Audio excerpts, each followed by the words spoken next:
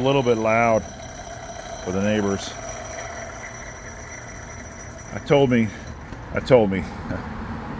send me the pinkest damn plastic you can.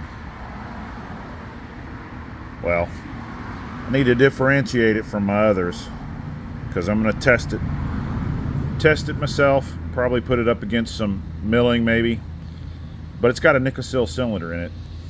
I'll be honest with you, I got a spare 660 and whoever did the work on it kind of made an extra nick or two, so I'm going to have to do some quality control on my NIKISIL cylinder making. Like, subscribe, share, thumbs up, take care.